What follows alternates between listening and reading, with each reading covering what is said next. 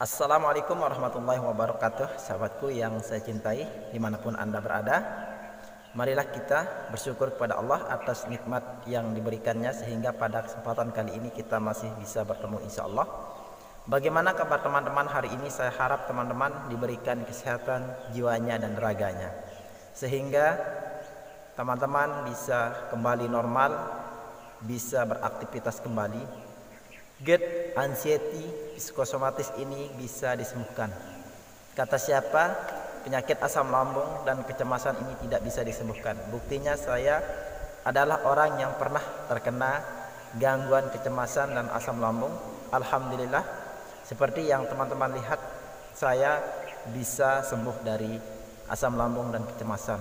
Dulu waktu saya terkena asam lambung dan gangguan cemas ini, berat badan saya itu turun drastis teman-teman. Dan alhamdulillah saat ini berat badan saya itu kembali normal. Berat badan saya sekarang itu sekitar 62 kg. Nah, ini adalah bagaimana cara kita supaya bisa mencapai kesembuhan itu. Jadi di kesempatan kali ini saya akan share kepada kalian terkait dengan kunci utama untuk sembuh dari kecemasan dan asam lambung ini, atau sering sekali disebut dengan psikosomatik. Tentu yang pertama yaitu adalah ketika teman-teman mau sembuh dari gangguan kecemasan ini, maka yang harus teman-teman lakukan yaitu adalah optimis. Teman-teman harus yang pertama dipegang adalah optimis dan yakin bahwa teman-teman itu bisa sembuh dari gangguan kecemasan dan asam lambung ini. Karena ketika kita mengalami kecemasan dan asam lambung ini, yang pertama ditekan adalah hati kita, jiwa kita.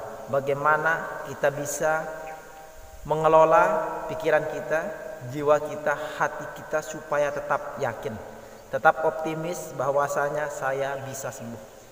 Sehingga ketika belum tidur, teman-teman bisa katakan, bisa lakukan kepada diri teman-teman untuk memotivasi diri teman-teman, untuk memberikan teman-teman itu semangat terhadap diri teman-temannya, itu adalah saya adalah orang sehat, saya bahagia, saya sembuh. Nah, karena kata-kata ini akan bisa mendorong alam bawah sadar teman-teman untuk semakin meyakini diri teman-teman bahwa teman-teman itu tidak sakit. Karena ini adalah penyakit kejiwaan, penyakit psikosomatik.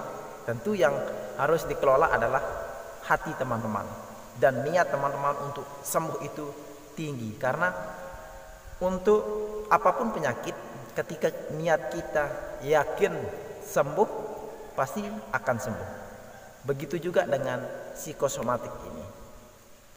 Yang kedua yaitu adalah kalian belajar. Maksud di sini adalah kalian itu pelajari. Karena ketika kita mengalami gangguan kecemasan dan asam lambung ini, tentu sekali kita harus berhati-hati sehingga dengan hari-hari yang teman-teman bisa alami itu bisa menjadi cara teman-teman itu untuk belajar untuk mengenal sensasi apa yang teman-teman rasakan. Jadi begini ilustrasinya, bahwa ketika teman-teman mengalami psikosomatik, hari ini makan pantangan. Nah, ketika makanan itu bisa menjadi atau makanan itu bisa menimbulkan sensasi, maka teman-teman itu stop makanan itu.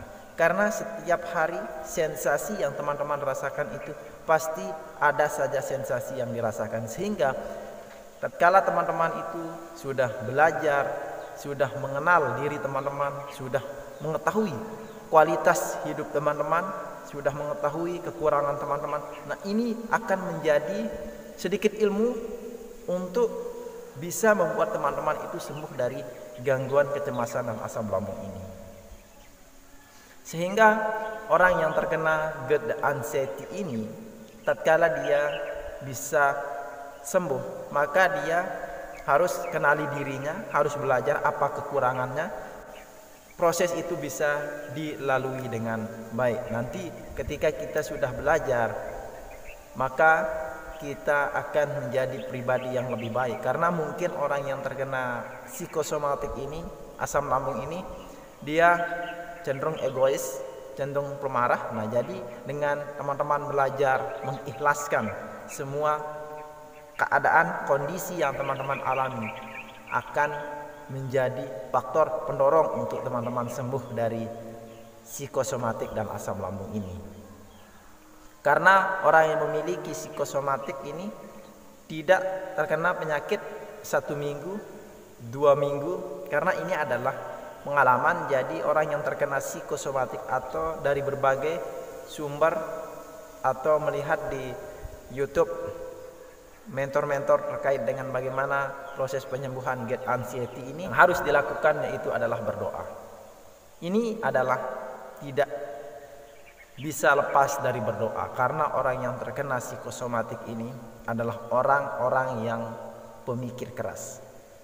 Oleh sebab itu, mikir hidup jangan terlalu banyak mikir, karena orang yang terkena asam lambung ini disebabkan oleh stres, oleh cemas yang berlebihan, karena memikirkan hal-hal yang belum terjadi, hal-hal yang tidak penting. Sehingga teman-teman itu usahakan diri teman-teman itu untuk mendekatkan diri kepada Allah, memperbanyak ibadah teman-teman, dan teman-teman itu harus perbanyak doa. Karena sumber kekuatan kita adalah berdoa. Ketika minta ampun kepada Allah, niscaya Allah akan memberikan kita kesembuhan. Karena kesembuhan itu hanyalah milik Allah, teman-teman. Nah, jadi poin 3 ini adalah menjadi kunci utama jika teman-teman mau sembuh dari GERD dan anxiety. Yang berdoa ini tinggal kalian berdoa, perbanyak ibadah, nanti hati Anda akan semakin tenang, jiwa Anda semakin tenang, karena inti dari penyakit psikosomatik ini adalah hati yang bahagia. Tentu sekali dengan kita berbanyak doa, dengan kita berbanyak ibadah, kita akan menjadi orang yang lebih sabar dan ikhlas. Karena dengan kesabaran, dengan keikhlasan ini akan menjadi pendorong teman-teman untuk sembuh dari GERD dan anxiety. Tidak bisa penyakit psikosomatik ini disembuhkan dengan cara instan, tinggal teman-teman minum obat ini langsung besok Anda akan keluar dari demam. Bukan seperti itu. Penyakit ini adalah bagaimana cara teman-teman itu mengontrol pola pikir teman-teman yang kadang memikirkan hal-hal yang tidak penting, mulai saat ini stop. Agar teman-teman itu bisa menjalani proses, agar tahu bahwanya proses itu adalah indah. Nah, sehingga teman-teman itu akan sembuh dari psikosomatik ini. Orang lain bisa sembuh, tinggal teman-teman harus bisa tekan diri teman-teman, yakin, optimis, itu adalah kuncinya. Tinggal teman-teman perbaiki, tinggal teman-teman tambahkan dengan minum herbal, obat-obat yang dari resep dokter, silahkan diminum, itu akan membantu teman-teman. Tapi yang terpenting adalah niat teman-teman. Semoga video kali ini bermanfaat dan menginspirasi teman-teman. Silahkan share ke sosial media Anda. Jangan lupa tekan tombol subscribe supaya channel ini berkembang. Terima kasih. Wassalamualaikum warahmatullahi wabarakatuh.